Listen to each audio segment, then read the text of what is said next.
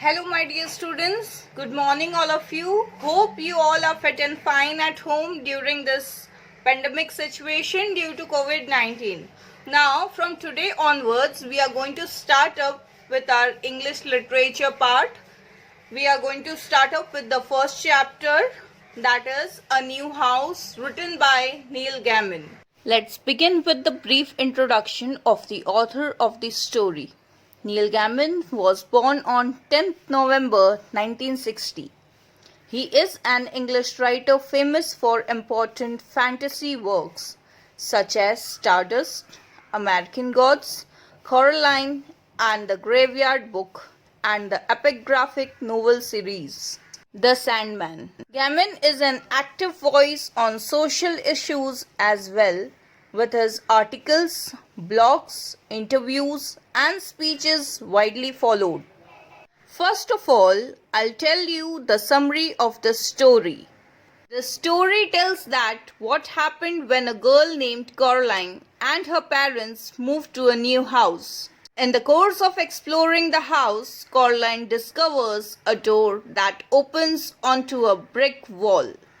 Coraline's mother explains her that when the house was divided into apartments, the doorway was bricked up between the apartment and the empty flat on the other side of the house, the one that is still for sale.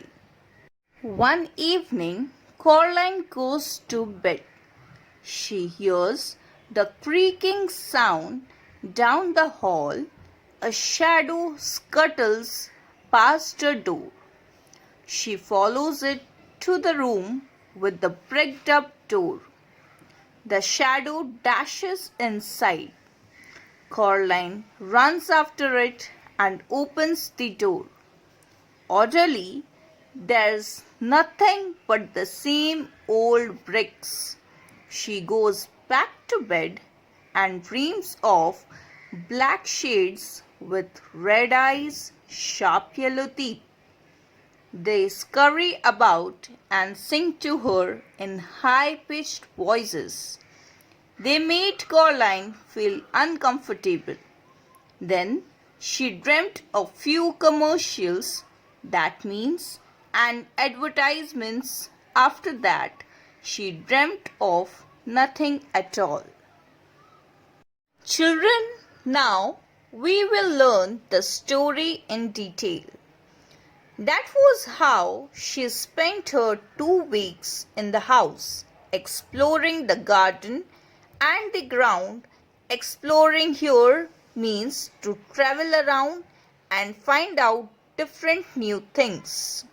Here she is referred to Coraline, a little girl whose hobby was to explore and to know about the new different things.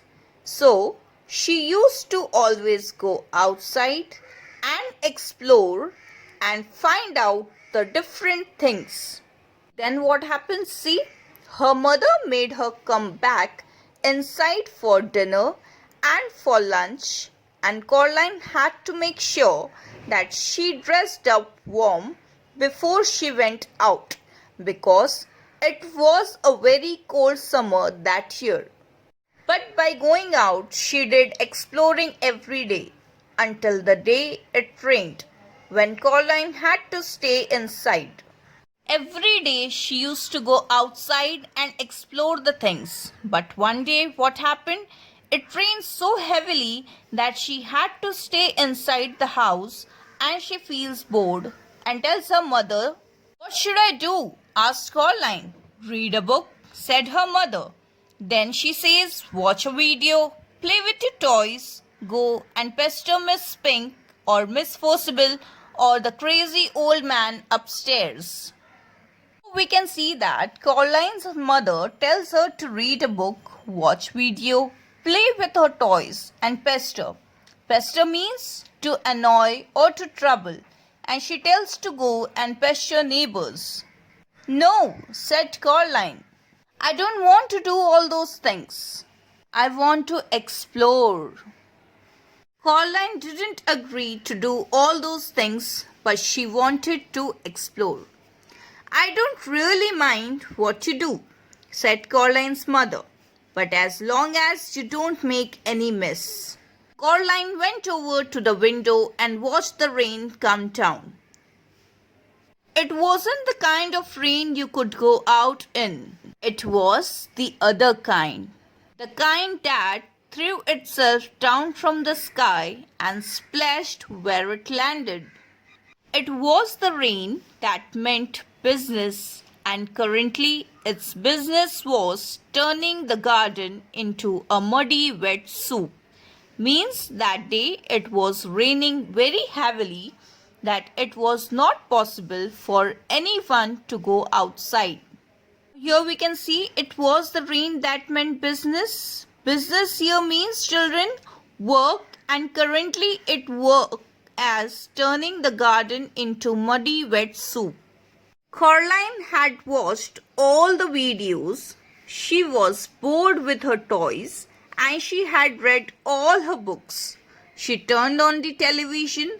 She went from channel to channel to channel, but there was nothing on but men in suits talking about the stock markets and talk shows. So children, after watching all videos, playing with the toys, and after reading all her books, now she was feeling even more bored. So she started watching TV and kept on changing the channels, but she couldn't find anything interesting to her. Then eventually she found something to watch. It was the last half of a natural history program about something called protective coloration. So finally she found something that was interesting to her, and the name of the program was protective coloration. In this program, she watched animals, birds, and insects which disguise themselves as leaves or twigs. Twigs means small branches or other animals to escape from things that would hurt them. So she enjoyed it, but it ended too soon and was followed by a program about a cake factory. Although she was interested in this program, but what happened? It ended too soon, and then it was followed by the another program that was about a cake factory. It was time to talk to her father. Coraline's father was at home. Both of her parents worked doing things on computer, which meant that they worked from home a lot of time. Each of one had their own study, which means both of them had their own work to do from home. So children, this was the reason that both of her parents couldn't pay much attention to her. "Hello, Coraline," Coraline's father said when she came in without turning around. Said Coraline. "It's raining." "Yup," said her father. "It's bucketing down." "No," said Coraline. "It's just raining. Can I go outside?" "What does your mother say?" asked her father. Then Coraline replied, "She says you are not going out in weather like that." "Coraline Jones?" "Then no," her father said. Then Coraline says, "But I want to carry on exploring." Listening to her, Coraline's father said that, "Then explore the flat." This was the suggestion to her. "Look, here's a piece of paper and a pen. Count all the doors and windows. List everything blue. Count an expedition to cover the hot water tank and leave me alone to work." So children, we can see here that Coraline's father is suggesting her to explore the flat and count everything, doors and windows, all those things in blue, and make a list. Mountain expedition means to make a note or to organize something and said to leave him alone to work. Then Caroline asked, "Can I go into the drawing room?" So students, let me tell you about the drawing room. The drawing room was where they kept the expensive and uncomfortable furniture. Caroline's grandmother had left them when she died. Caroline wasn't allowed in there. Nobody went in there, which means no one used to go inside the drawing room. "If you don't make a mess and don't touch anything," said Caroline's father, setting the condition that Caroline is not supposed to touch anything or make any mess. Then Caroline considered this carefully. Then she took the paper and the pen and went off to explore the inside of the flat. Now let us see what she discovered and what she found there. She discovered the hot water tank. It was in a cupboard in the kitchen. Then she counted everything in blue. She counted the windows, she counted the doors, and of the doors she found 13 open and one closed. The other carved round wooden door at the far corner of the drawing room was locked. So students, what we can see is what she found was exploring the flat. She found a closed door at the far corner of the drawing room and that was locked. Now she was very much curious to know about that door. So she said to her mother, "Where does the door go?" "Nowhere, dear," the mother replied. "It has to go somewhere," Caroline asked. Her mother shook her head. "Look," she told Caroline then. Caroline's mother reached up and took a string of keys from the top of the kitchen door frame. She sorted through them carefully. Sorted means here she arranged those keys carefully and selected the oldest, biggest, blackest and rustiest key. They went into the drawing room. She unlocked the door with the key. The door swung open. Her mother was right, children. The door didn't open anywhere. It opened onto a bricked wall. Then Caroline's mother explains to her, "When this place was just one house, that door went somewhere.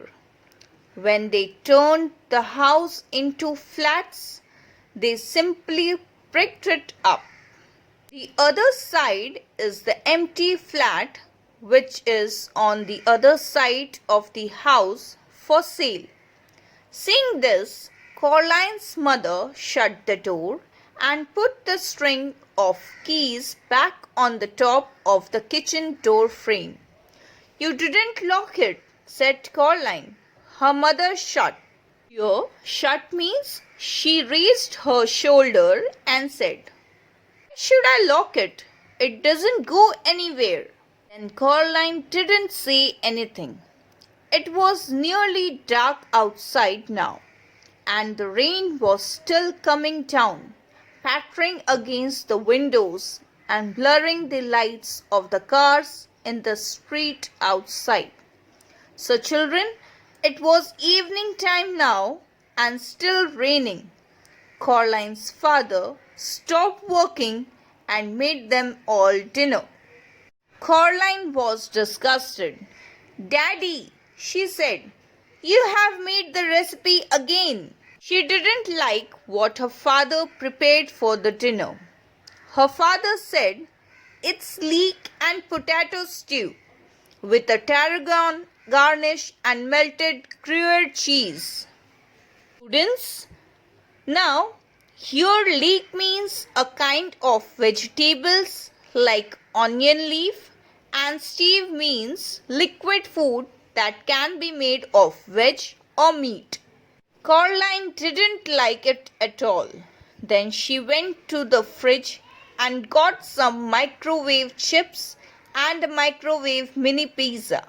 And she said to her father, "You know, I don't like recipes."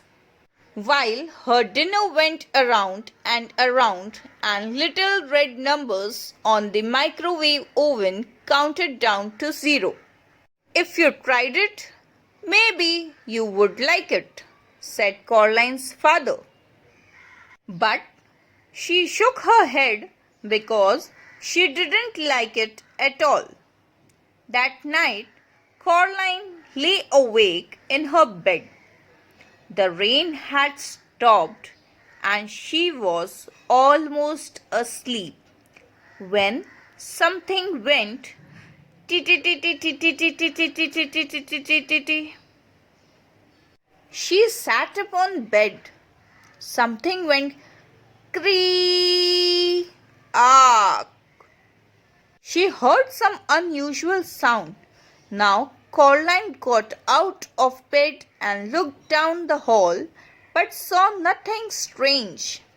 She walked down the hall. From her parents' bedroom came low sound of snoring. That was her father, and an occasional sleeping mutter. That was her mother. Caroline wondered if she had dreamed it. Whatever it was, then something moved. It was little more than a shadow, and it scuttled down. Scuttle down means to run quickly with short steps or body close to ground. Scuttle down the darkened hall fast like a little patch of night. She hoped it wasn't a spider. Spiders made Caroline intensely uncomfortable. Intensely means extremely uncomfortable, frightened of spiders. The black shade went into the drawing room and Caroline followed it a little nervously. Hear what happened? Caroline followed a little patch. She was quite nervous now. The room was dark. The only light came from the hall, and Caroline was standing in the doorway, cast a huge and a tortured shadow onto the drawing room carpet. She looked like a thin giant woman. Caroline was just wondering whether or not to turn on the lights when she saw the black shape edged slowly out from beneath the sofa. It paused and then dashed silently across the carpet towards the farthest corner of the room. There was no furniture at the corner of the room. Caroline turned on the light. There was nothing in the corner, nothing but the old door which opened onto the bricked wall. She was sure that her mother had shut the door, but now it ever so slightly opened, just a crack. Caroline went over to it and looked in. There was nothing there, just a wall built of red bricks. So children, finally Caroline found nothing, but it was just a wall, and it was a brick wall. Then Caroline closed the old wooden door, turned out the light, and went to bed. After that, what happened? She dreamed of black shapes that slid. Slid means moved from place to place, avoiding the light, until they were all gathered together under the moon.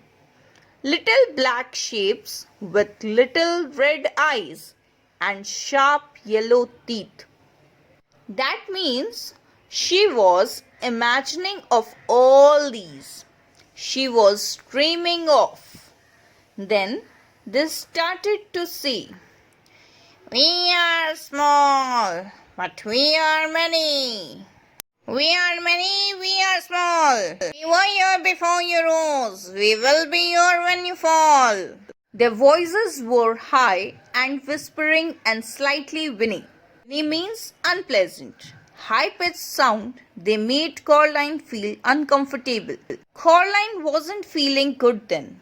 She was feeling restless and uncomfortable after hearing the song in such high-pitched voices and unpleasant to hear. Then Coraline dreamed a few commercials. Commercials means advertisements. She dreamt of some advertisements, and after that she dreamt of nothing at all. It means she slept peacefully after that.